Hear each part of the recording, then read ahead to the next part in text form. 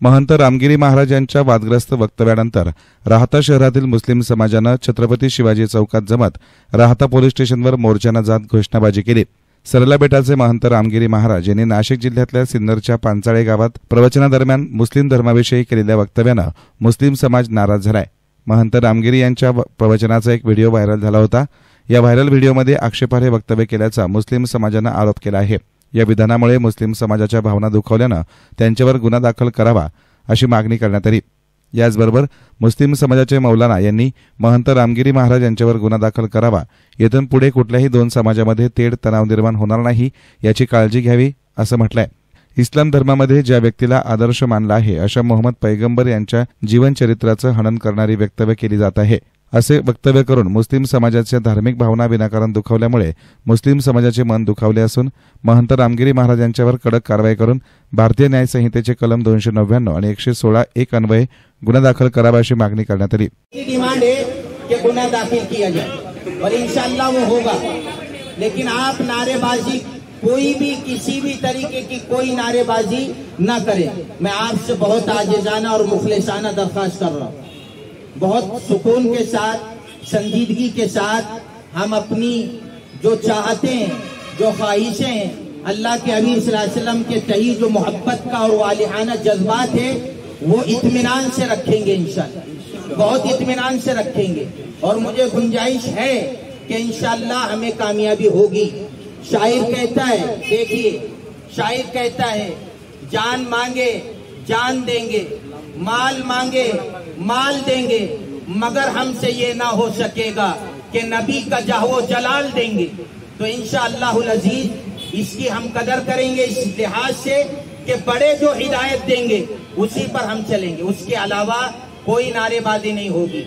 हमारी डिपार्टमेंट से यही दरख्वास्त है और बहुत आजिज़ाना दरख्वास्त है कि वो कल के जो आरोपी है रामगिरी महाराज, उन पर कानूनी कार्रवाई सख्त से सख्त की जाए, इसलिए कि हमारे इस मुल्क में बार बार नबी सल्लल्लाहु तआला अलैहि वसल्लम की जात अक़दस को निशाना बनाया जा रहा है। और हम ये बात का इजहार करते हैं कि देखिए इस मुल्क में हम बाय चॉइस नहीं है, बाय चॉइस है, बाय चांस नहीं। और इस मुल्क ने अपने मजहबी दीनी मामलात के साथ रहने का पूरा हक हमें दिया है। हम हमारे मुल्क की बहुत कदर करते हैं और मुल्क को अजीज रखते हैं। हमारे इस मुल्क में ऐसी होने वाली घटनाएं बेहद मजमूम है और हम उसका पुरजोर अल्फाज में मजम्मत करते हैं और हुकूमत वक्त से और कानून और डिपार्टमेंट से ये दरख्वास्त करते हैं कि आप हमारे लिए आज आरोपी पर गुनाह दाखिल करें। जब तक गुनाह दाखिल नहीं होगा इंशाअल्लाहुल अजीज हम यहाँ से नहीं हटेंगे। दरम्यान अफवांवर विश्वास ठेवू नका, चुकीचे मेसेज फॉरवर्ड करू नका, नागरिकांनी शांतता राखावी, त्याचबरोबर अफवा पसरवू नये, प्रक्षोभक मेसेज फॉरवर्ड करू नये असं आवाहन शिर्डी विभागाचे डीवायएसपी शिरीष वमने यांनी नागरिकांना केलं आहे। तसेच असे चुकीचे मेसेज फॉरवर्ड करणाऱ्या समाजकंटकांवर कारवाई करण्यात येईल असा इशारा दिला।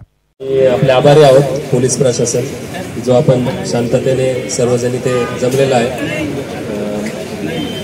हे कालच्या घटनेच्या अनुषंगाने आपण जे जमलेलं आहे त्याच्या दृष्टीने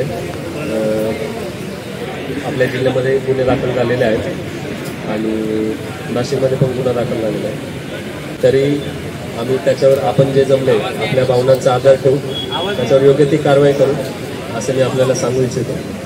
आणि एक आवाहन पण करू इच्छितो आपल्याला की सोशल मीडियाच्या माध्यमातून जे काही मेसेज पसरवले जात आहेत त्याच्यावर कोणी पण त्याला फॉरवर्ड करू नका आणि आपल्याकडून पण असे कोणते मेसेज ठेवले जाणार नाहीत याची काळजी घ्या।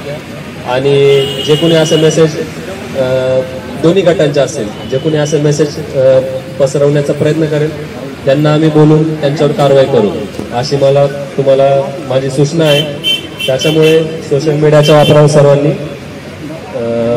आपला नियंत्रण ठेवावे असे आमचे तुम्हाला पोलीस दलाच्या वतीने आवाहन राहील। आणि जे आपले राहताचे प्रतिष्ठित लोक आहेत त्यांच्याशी आम्ही आता चर्चा करू। आणि पुढील गोष्टी करू. ठीक आहे. एसन मीडियासाठी प्रतिनिधी संदीप वाव्हळसह महेश भालेराव, राहता.